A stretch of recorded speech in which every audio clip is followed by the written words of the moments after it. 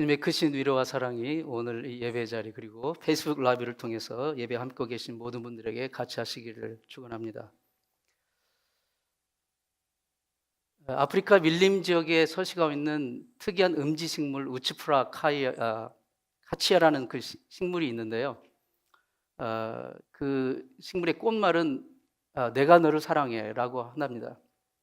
그런데 이 식물은 극도로 예민해가지고 누군가가, 그러니까 뭐 짐승이든 벌레든 사람이든 이렇게 한번 터치를 하게 되면, 만지면 시름시름 앓다가 그냥 며칠 만에 죽고 말라서 죽고 만다는 거죠. 굉장히 까다로운 결벽증이 있는 식물 이라고 할 수가 있습니다. 근데 어느 식물학자가 이 식물에 대해서 아주 오랫동안 집중적으로 연구를 해가지고 그 결과를 발표했는데, 놀라운 결과를 발표했습니다. 누군가가 이것을 터치하면, 건드리면 곧 이제 시들어 죽지만 계속해서 터치를 하면, 그러니까 어제 만졌던 그 사람이 오늘도 만지고 내일도 만지고 모레도 만지고 계속해서 만지면 만지는 한 죽지 않고 계속 산다는 거예요. 그것을 발견을 했습니다. 사람은 처음 창조될 때 다른 모든 만물은 하나님이 말씀으로만 있으라 이렇게 말씀하셔서 존재했지만, 사람은 하나님이 직접 손으로 만드셨습니다. 손길로 만져서 창조된 존재입니다. 그래서 한 하루도 우리는 하나님의 긍휼의 손길이 닿지 않으면 우리는 영적으로 곧 시들어지고 말라지고 그리고 타락할 수밖에 없습니다. 하나님의 손길이 우리의 삶을 만져주는 한 우리는 계속 생명력이 있는 진정한 복된 삶을 살아갈 수 있게 되는 것입니다. 아마도 이 우츠프라 카차라는 식물을 하나님께서 바로 이러한 귀한 이 교훈을 우리에게 상기시켜주는 식물이 아닌가 싶습니다. 우리는 우리의 삶을 늘 하나님의 손길이 만져주시도록, 그분이 우리의 삶을 터치하시도록 그분께 맡겨드리는 그런 삶을 살아야 될 줄로 믿습니다. 그게 가장 복된 길이고 생명의 길이고 형통한 길임을 믿습니다. 예수님께서 어느 날, 공생의 어느 날 사랑하는 세 제자 베드로 그리고 야고보, 요한을 데리고 따로 높은 산에 기도하러 올라가셨습니다. 지금 오늘 본문의 그 이전 배경을 좀 설명을 드리는 것인데요, 거기서 기도하시는데 갑자기 그분의 용모가, 예수님의 얼굴의 용모가 정말 찬란하게 변화가 되었어요.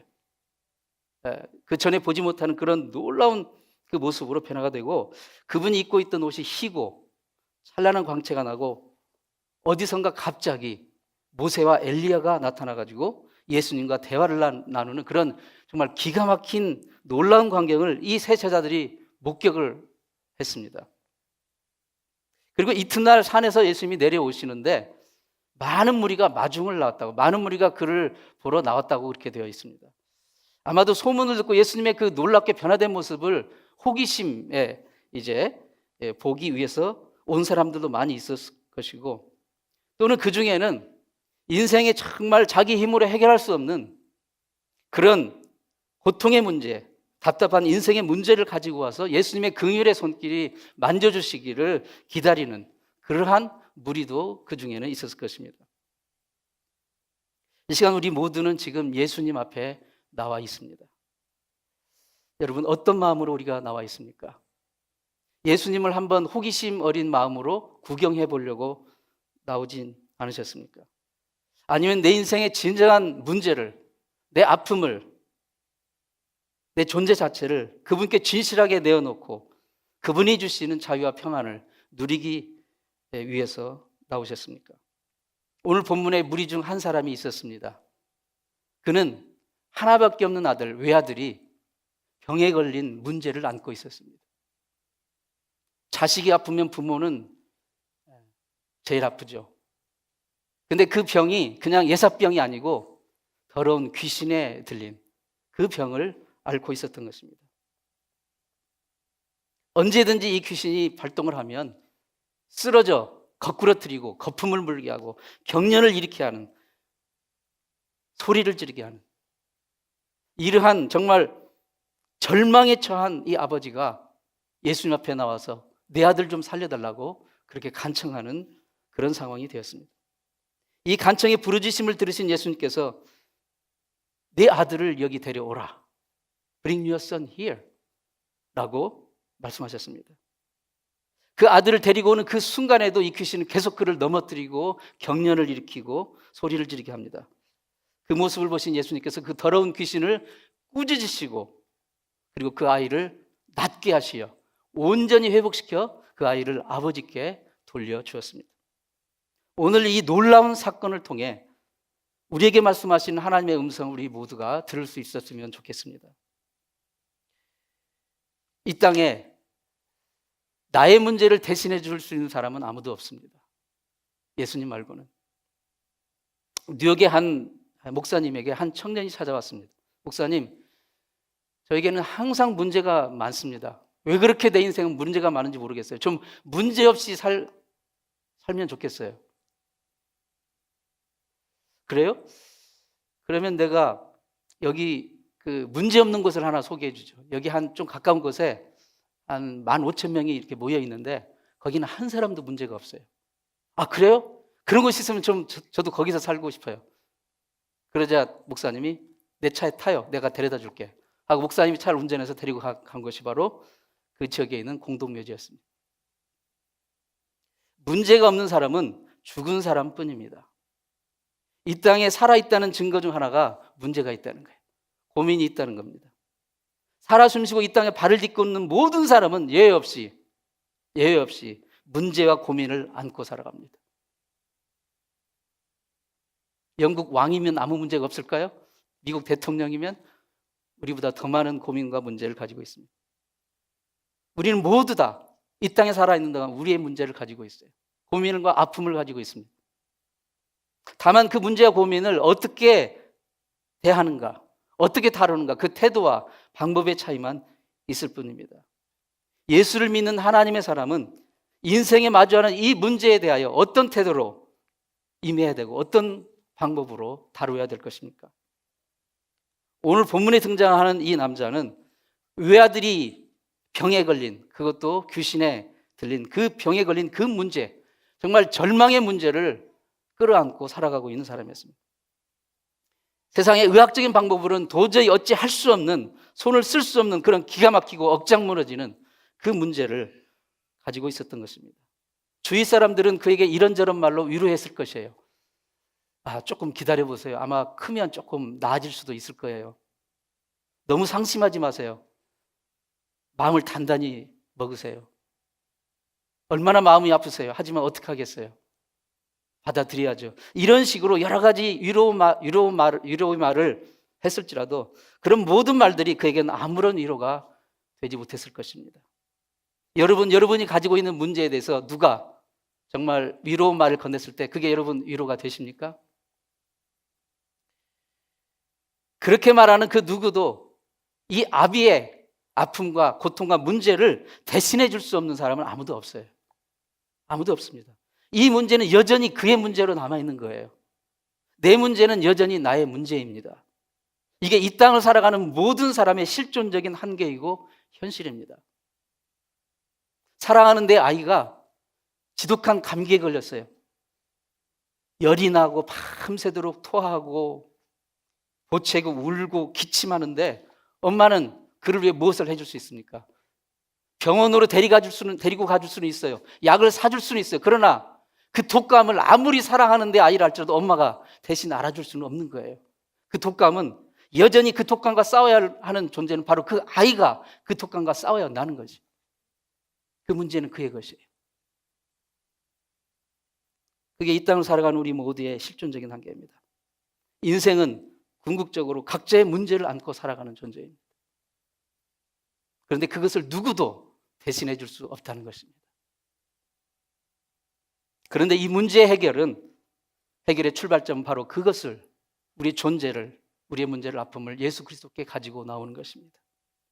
오늘 본문에 귀신 들린 아들을 둔 아버지의 문제가 지금 여러분이 안고 있는 문제보다 더 크게 보이십니까? 적게 보이십니까? 그런 말이 있잖아요. 다른 사람의 암병보다 지금 내가 당장 앓고 있는 감기가 더 걱정이 되고 더 염려가 되고 더 신경이 쓰인다고요. 내 문제가 가장 큰 거예요. 본문의 아버지는 자기의 문제를 가지고 먼저 예수님의 제자들에게 찾아왔어요. 그런데 제자들은 그 문제를 해결해 보려고 했지만 할 수가 없었어요. 되지 않았어요. 이 사람의 문제는 제자들에게 가져왔어도 여전히 자기 문제로 남았습니다. 그러나 그는 포기하지 않았어요. 계속해서 그 문제를 가지고 주님 앞으로 나왔습니다. 항상 우리의 모든 것의 최종 방향은 예수 그리스도여야 됩니다. 우리가 믿음으로 어떤 일을 할 때 그 궁극적인 목적지는 예수 그리스도여야만 합니다. 우리 믿음이 어떤 똑똑한 사람, 정말 능력 있는 사람, 그 사람에게 향해 있다면 순간적으로는 어떤 조금의 위로를 받을 수 있을지 몰라도 궁극적인 위로, 궁극적인 문제 해답은 얻을 수가 없습니다. 문제를 예수님께 가지고 나오려는 그 의지와 행동이 우리의 믿음의 방향이 되어야 합니다. 예수님께서는 주님께 자신의 문제를 가지고 나온 그 아비의 마음을 보셨어요. 예수님께서 그를 아셨습니다. 그가 이력서를 써가지고 레주메를 써갖고 와서 그거 보고 난 뒤에 비로소 이게 누군 줄 안 게 아니라 이미 그가 문제를 끌어안고 살아가고 고통 중에 살아가고 있는 그를 이미 예수님은 아셨어요. 알고 계셨어요.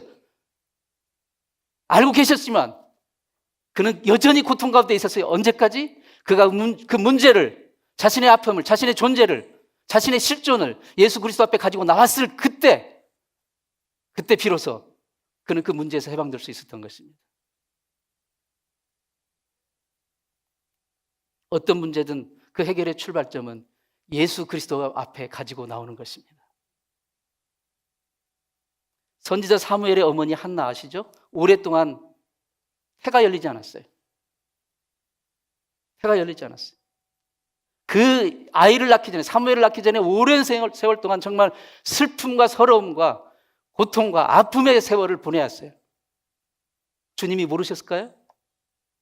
그 고통을 아셨어요. 그러나 문제가 해결되지 않았어요. 언제? 그 한나가 자기의 문제를 가지고 성소에 나와서 하나님께 비로소 눈물로 아뢰고 그 문제를 하나님 앞에 가져왔을 때 비로소 이미 알고 계신, 이 고통을 알고 계신 하나님이 응답하시고 그의 문제가 드디어 더 이상 자기 문제가 되지 않았어요.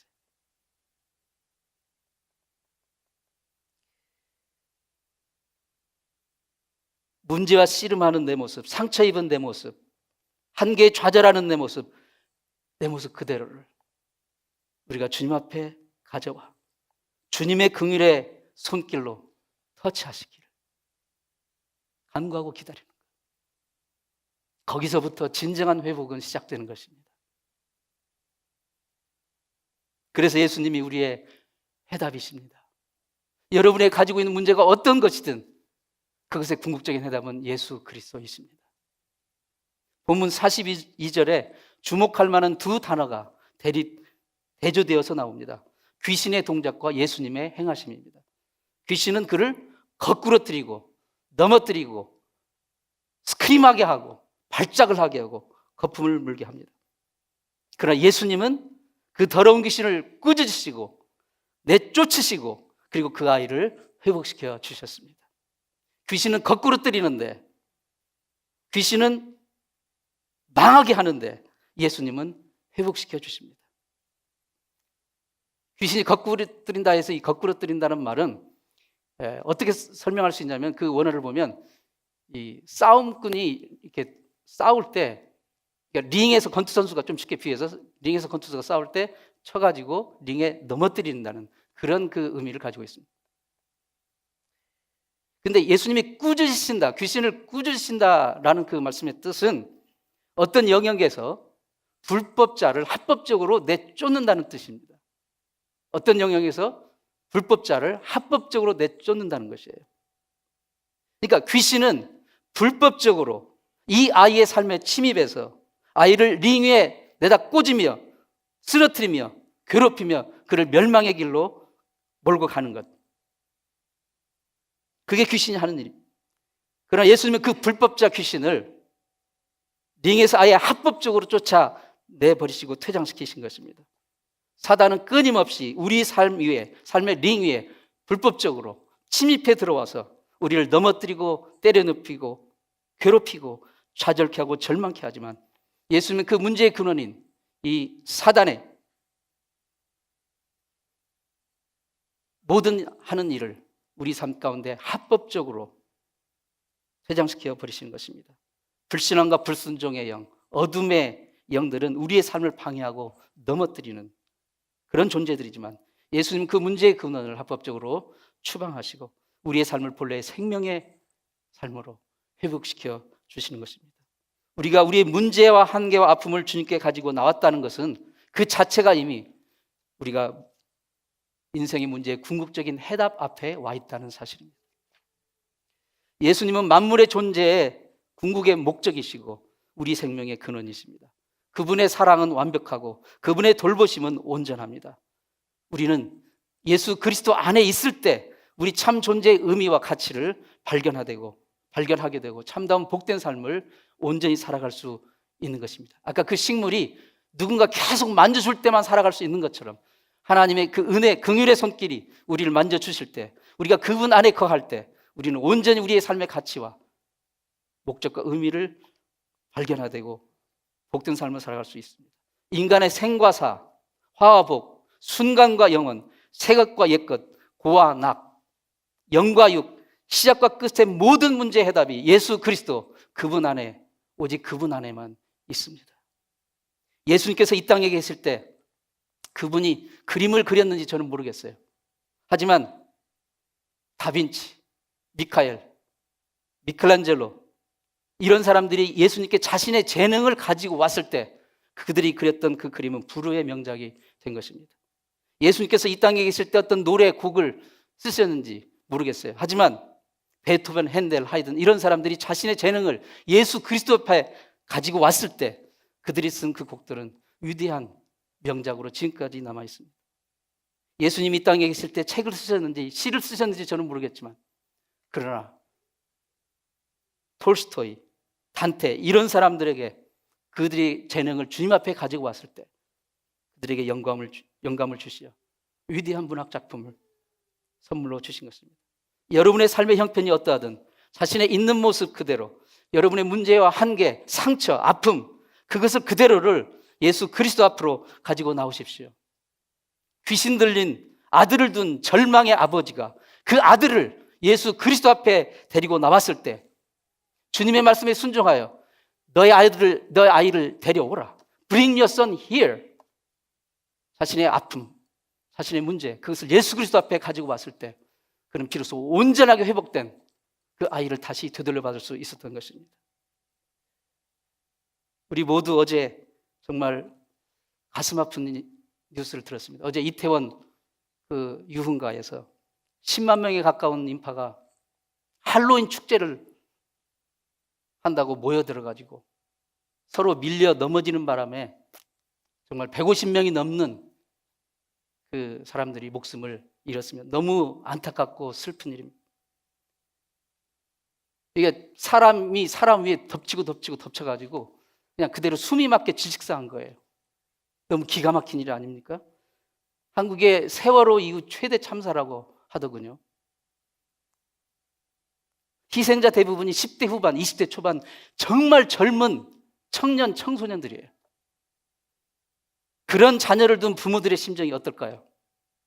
자기 자식이 정말 세상에 의로운 일을 하다가 죽었어도 가슴 아픈 일인데 뭔가 불쌍한 사람, 어려운 사람 도와주는 일을 하다가 죽었으면 그것도 정말 가슴 아픈 일인데 그것도 아니고 회개망측한 복장을 하고 놀러 나가가지고 옆에 있는 사람의 발에 짓밟혀 죽었다고 생각해 보세요. 인생의 꽃도 제대로 피워보지 못하고 허무하게, 무의미하게, 너무 허망하게 죽어버린 그 자식들의 부모의 그 심정을 생각해 보세요. 여러분, 이게 바로 이 땅에 어둠의 세상 주관자 마귀가 어둠의 영, 불신앙의 영, 불순종의 영을 가지고 역사하는 일의 모습입니다. 여러분, 할로윈데이는 성경과는 아무런 관계가 없습니다. 복음과는 아무런 상관이 없는 거예요. 그냥 세속적인 세상의 축제일 뿐입니다. 여기에 그 현혹이 돼가지고 그 놀러 갔다가 이게 바로 이 세상 마귀가 사람들의 악한 영들을, 어둠의 영들을 격동시켜서 주장하고 행하는 일들입니다. 로마서 12장 2절에서 너희는 이 세대를 본받지 말고 오직 마음을 새롭게 함으로 변화를 받아 우리 삶을 하나님이 기뻐하시는 산 제사로 드리라고 권면하고 있습니다.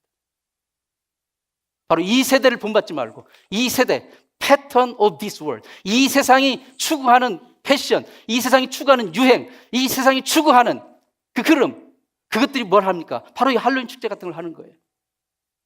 거기에 아무런 판단력과 지각이 없는 우리 젊은 아이들, 젊은 자녀들이 가가지고 그냥 생떼 같은 우리 아이들이 어떻게 그렇게 허망하게 갈 수 있단 말입니까? 이게 바로 마귀가, 사단이 이 세상 가운데 하는 일입니다. 여러분, 우리가 정말 궁극적으로 향해야 할 그 대상이 누구인지를 분명히 알아야 됩니다. 예수 그리스도, 그분 앞에 가지고 나와야 됩니다. 내 문제와 한계, 내 아픔, 내 상처, 내 그 문제를 예수님께 가지고 나오기 전까지는 여전히 그것은 내 문제로 남는 거예요. 내 문제를 예수 그리스도께 가지고 나와서 그분이 만져주신 후 그분의 입으로 나오는 생명의 말씀과 그분의 손을 통하여 되돌려 받는 것은 더 이상 문제가 아니라 소망이고 회복이고 은총이고 위로인 것입니다. 주님 앞에 나오지 못하게 가로막는 우리의 모든 죄와 허물을 고백하고 회개하고 예수 그리스도의 보혈의 공로 의지하고 주님 앞에 나올 수 있기를 축원합니다. 주님 앞에 여러분이 가진 모든 것을 그분 앞에 가지고 오십시오. 우리가 궁극적으로 의지할 분은 예수 그리스도십니다. 오직 그분만이 우리의 소망이십니다. 이제부터 내 삶은 내 한계를, 내 상처를 언제든지 주님 앞에 가지고 나오는 믿음의 결단을 통하여 주님이 만져주시는 삶, 주님이 인도하시는 삶, 주님이 간섭하시는 그 삶, 그 삶으로 회복되기를 진심으로 축원합니다. 기도하겠습니다.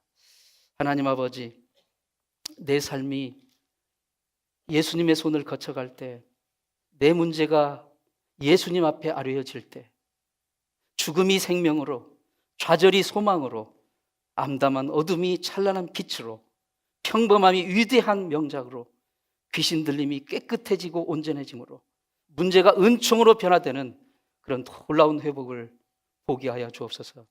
예수님의 이름으로 기도드립니다.